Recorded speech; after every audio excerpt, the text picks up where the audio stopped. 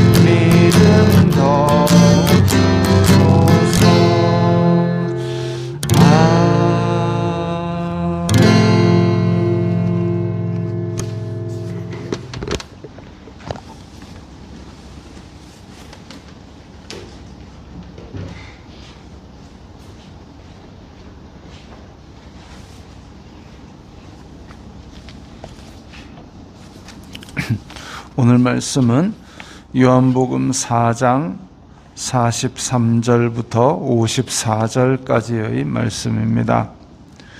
요한복음 4장 43절부터 54절까지의 말씀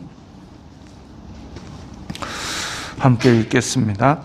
이틀이 지남에 예수님께서 거기를 떠나 갈릴리로 가시며 친히 증언하시기를 선지자가 고향에서는 높임을 받지 못한다 하시고 갈릴리에 이르시매 갈릴리인들이 그를 영접하니 이는 자기들도 명절에 갔다가 예수님께서 명절 중 예루살렘에서 하신 모든 일을 보았음이더라. 예수님께서 다시 갈릴리 가나에 이르시니 전에 물로 포도주를 만드신 곳이라. 왕의 신하가 있어 그의 아들이 가버나움에서 병들었더니 그가 예수님께서 유대로부터 갈릴리로 오셨다는 것을 듣고 가서 청하되 내려오셔서 내 아들의 병을 고쳐주소서 하니 그가 거의 죽게 되었음이라. 예수님께서 이르시되 너희는 표적과 기사를 보지 못하면 도무지 믿지 아니하리라. 신하가 이르되 주여 내 아이가 죽기 전에 내려오소서. 예수님께서 이르시되 가라 내 아들이 살아있다 하시니 그 사람이 예수님께서 하신 말씀을 믿고 가더니 내려가는 길에서 그 종들이 오다가 만나서 아이가 살아있다 하거늘 그 낫기 시작한 때를 물은즉 어제 7시에 열기가 떨어져 있나이다 하는지라.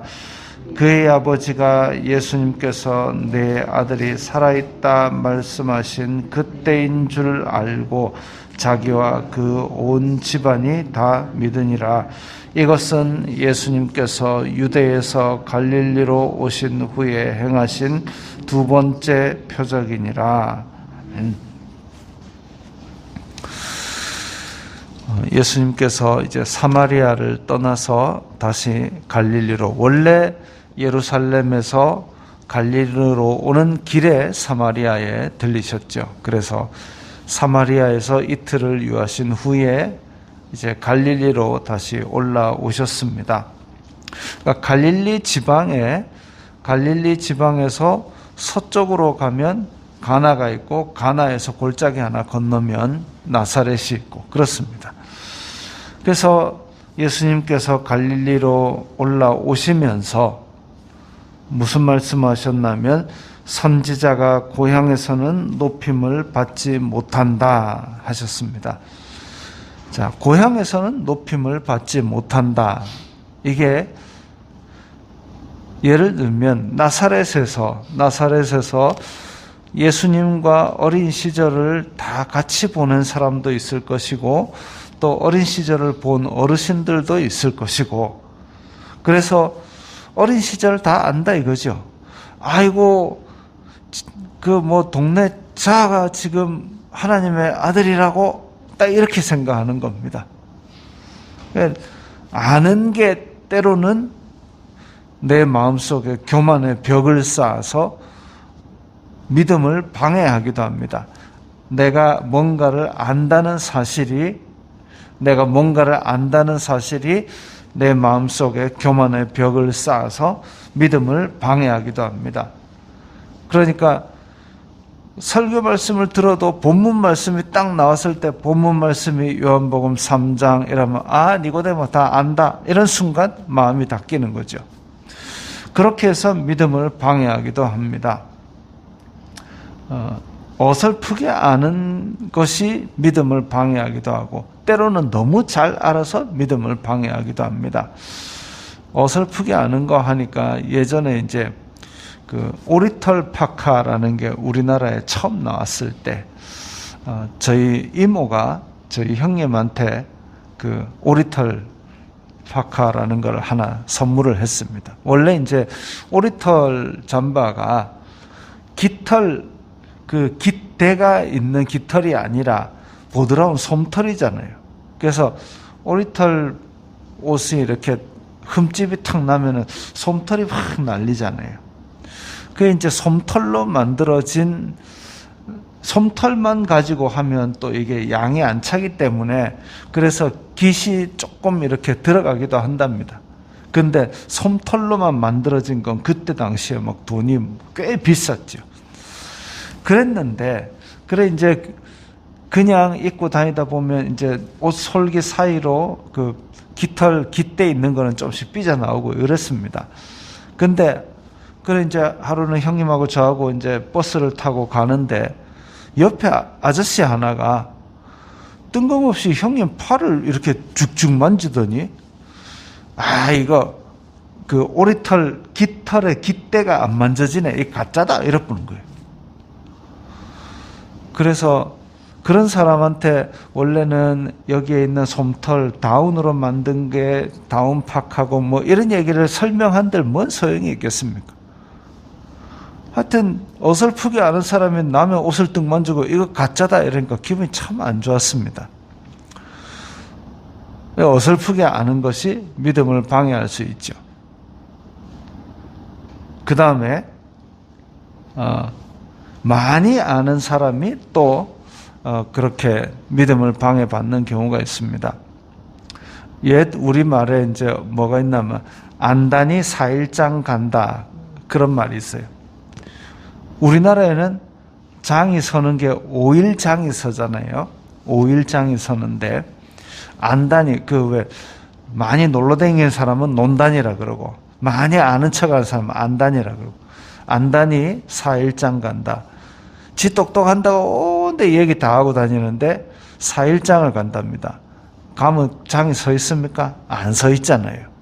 그런 식입니다. 나사렛에서 예수님 잘 안다고 내 어렸을 때부터 같이 크고 옛날에 구슬치기도 같이 했다 이 얘기 다 하지만 예수님께서 하나님의 아들이고 그리스도신 줄은 전혀 생각도 안 하는 거죠. 같이 구슬놀이 했다라는 그것에 묶여서 진짜 보아야 될 예수님을 못 받아들이는 겁니다. 그래서 고향에서는 높임을 받지 못한다. 자, 이게 오늘 본문에 나오는 첫 번째 인간상입니다. 자, 그 다음에 두 번째 인간상이 나오는데 갈릴리 사람들이 명절에 예루살렘에 가봤더니 예수님께서 뭔가 콱 막 사람들이 다 몰려들어갖고 말씀도 듣고 막 기적도 일어나고 이랬는 거. 그래서 그걸 보고 나서 그분이 그랬다 하더라. 그분이 그랬다 하더라. 이게 두 번째 인간상입니다. 기적을 보고 믿는 자들. 기적을 체험은 안 했지만 누가 그랬다 하더라. 그거 가서 봤다. 내 예루살렘에 가니까 알고 보니 대단한 사람이 돼. 보고 믿는 자들. 어찌 보면 구경꾼이죠. 47절에 보면 또 왕의 신하가 예수님께 와서 병을 고쳐주소서 이럽니다. 왕의 신하 이러면 그 갈릴리 지방의 왕은 그때 헤롯 안디바였습니다. 헤롯 안디바의 신하. 그러면 대단한 사람이죠. 근데 그 사람이 예수님께 직접 찾아오기까지 해가지고 병을 고쳐주소서.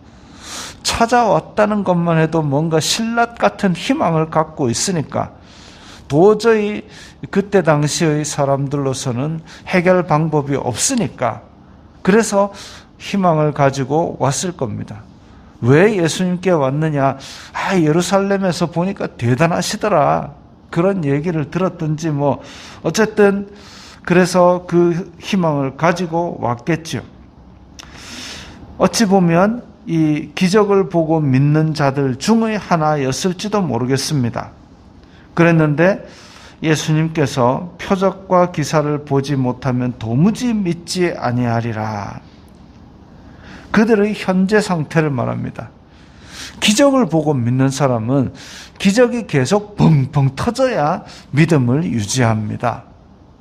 연애하는 커플들도 보면 자꾸 선물을 자꾸 주는 커플은 선물을 안 주면 이 사람이 사랑이 식었나 그 생각합니다. 이벤트를 자꾸 하는 버릇하면 이 사람은 30일도 챙기고 100일도 챙기고 1년도 챙겼는데 이제 또 안 챙기나. 이벤트를 자꾸 해야만 애정을 확인합니다. 바람직한 건 아니죠. 평생 이벤트가 어찌 빵빵 터집니까? 평생 선물만 계속하면 거들납니다. 그런데 기적 보고 믿으려는 사람은 자꾸 뭔가 터져줘야 믿으려고 합니다. 그걸 지적하신 것이죠. 그들의 현재 상태, 기적이 계속 터져야만 믿음을 유지합니다. 문제가 있는 것이죠. 그런데 여기에 신하가 와가지고 내 아이가 죽기 전에 내려오소서라고 간청을 합니다. 도저히 사람의 힘으로는 어찌할 수 없는 절망적인 상태. 그래서 딱 하나의 희망을 가지고 예수님께 찾아왔는데 예수님께서 가라, 내 아들이 살아있다. 어떻게 알아요? 아니 뭔가 약을 처방을 해주든지 아니 깃털을 가지고 가서 얹어라 그러면 나을 것이다 이런 것도 아니고 가라 살아있다. 여기서 그 사정을 어떻게 알고 무슨 병인지도 묻지도 않고 어떻게 그 한마디를 하느냐 말이죠. 그랬는데 그 사람이 예수님께서 하신 말씀을 믿고 가더니, 이게 굉장히 중요한 얘기죠. 가라, 네 아들이 살아있다. 그 말씀 하나 딱 받았습니다. 그리고 그것 때문에 믿고 가는 거죠. 갈릴리 가나, 그리고 여기에 그 신하가 출발했던 가버나움까지 거의 하루길 정도 됩니다. 그 동네가 또 이제 산지, 꼬불꼬불 산지고 이러다 보니까 어쨌든 거의 하루길인데 예수님께서 하신 말씀을 믿고 하루길을 왔다가 또 그 한마디 듣고 하루길을 다시 돌아갑니다. 그 심정이 어땠을까요? 내 아들이 지금 죽기 직전인데 그래서 다급하게 하루길을 오는 그때의 그 불안한 마음과 하나의 소망만 가지고 그렇게 붙들고 왔던 그 마음. 근데 가라, 네 아들 살아있다. 그 한마디 듣고 도대체 옛날 나만이 그랬던 것처럼 와가지고 뭔가 좀 손을 얹고 막 해주고 이러면 좋은데 왜? 라는 마음이 들었을 수도 있습니다. 그러나 가라, 내 아들이 살아있다. 그 한마디 말 듣고 또다시 돌아가는 거죠. 하루길을. 그 마음이 참 안심하고 돌아갔을까요? 이런 일이 전에 없었기 때문에 안심하고 돌아가지는 못했을 겁니다. 속으로 불안불안하고 반신반의하고 별의별 생각이 다 들면서 하루길을 다시 가는데 내려가는 길에서 그 종들이 오다가 만났다. 어제 7시에, 그러니까 그 하루길 사이에 열기가 떨어졌다는 것을 종들이 보고하러 올라온 거지요. 이 신하가 오늘 이야기하는 세 번째 인간상입니다. 첫 번째 인간상은 나사렛에서 예수님을 잘 알지만 믿지 아니하였던, 알지만 불신자들. 어쩌면 교회 안에 많은 사람들이 알지만 믿음이 없는 사람들일 수도 있습니다. 두 번째 인간군상은 예루살렘에서 봤더니 하는 구경꾼입니다. 세 번째 인간상은 이 왕의 신하입니다. 말씀을 믿고 가는 사람이죠.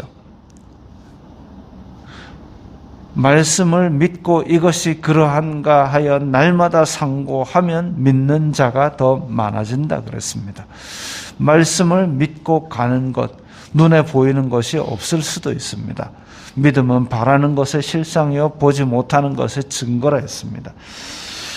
말씀을 믿고 가는 것, 그 약속을 실제로 구현하지는 않았어도 아브라함은 그 약속을 믿고 살았고, 히브리서에 나온 대로 사라와 아벨과 모세와 요셉과 그 많은 믿음의 조상들은 말씀을 믿고 바라면서 살아갔던 것이죠.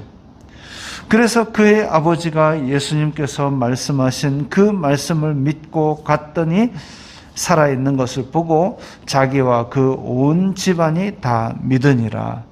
말씀을 믿고 갔더니 실제로 그 말씀이 이루어져서 그 온 집안이 다 믿게 되었습니다.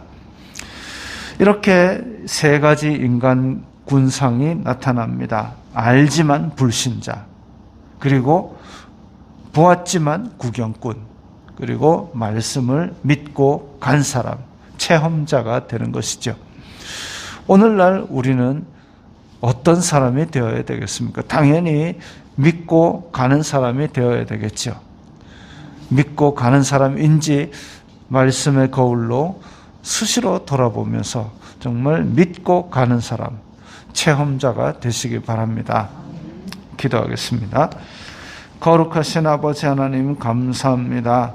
저희들이 주님의 말씀들을 많이 듣고 알고는 있으나 이 말씀을 그러한가 하여 날마다 상고하는 자가 되어서 믿는 자가 되기를 원하오니 저희들 믿음을 더하여 주옵소서. 예수님 이름으로 기도드리옵나이다. 아멘.